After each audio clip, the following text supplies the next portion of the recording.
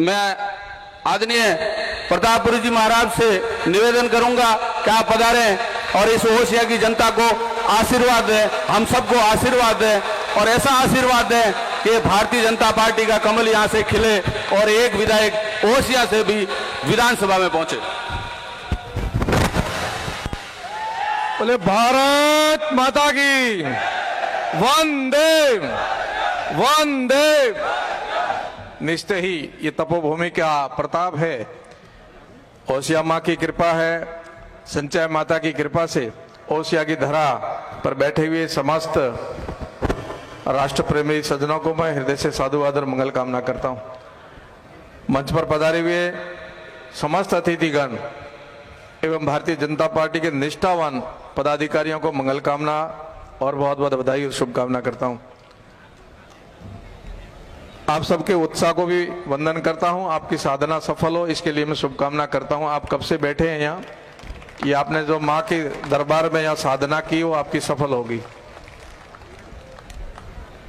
ये दृश्य देखने से पहले मैं आपसे निवेदन करूंगा कि भारतीय जनता पार्टी का रचना और उसके उद्देश्य पर आकर के हम लोग अपने कर्तव्य का निर्वहन करेंगे।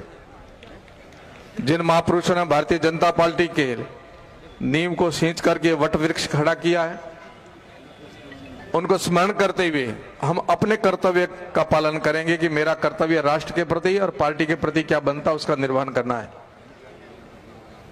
और ये स्वर्णिम दौर चल रहा है, हम सब लोग सौभाग्यशाली हैं।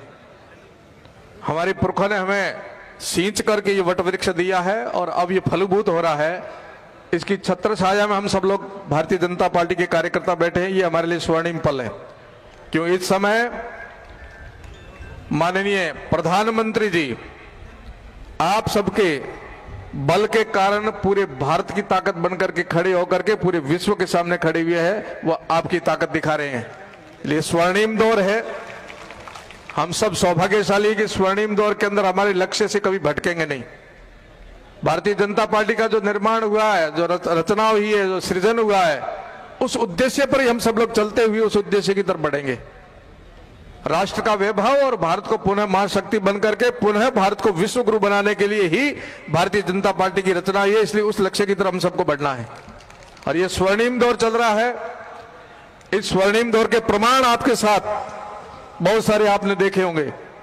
कई वक्ताओं ने अपने वक्तव्य में भी आपको बताया कि चांद से लेकर के कश्मीर से लेकर के सूर्य तक का जो तिरंगा फहराने का जो संकल्प है वो भारतीय जनता पार्टी ने 9 वर्ष के अंदर पूरा किया है। मोदी जी ने किया, आपने किया है। उनको ध्यान में रखते हुए हम लोग भाग्यशाली मानेंगे, सौभाग्यशाली मानेंगे कि मेरी जो भूमिका बनती है राष्ट्र के लिए और पार्टी के लिए, वही भूमिका तय करके मैं निभाऊंगा। और हम सबकी अग्नि परीक्षा भी है। धैर्य, संयम, शिष्टाचार, ये हम सबके लिए अति आवश्यक है। और उस पथ पर चलते चलते हम आगे जाकर के अपने स्थान को प्राप्त करेंगे।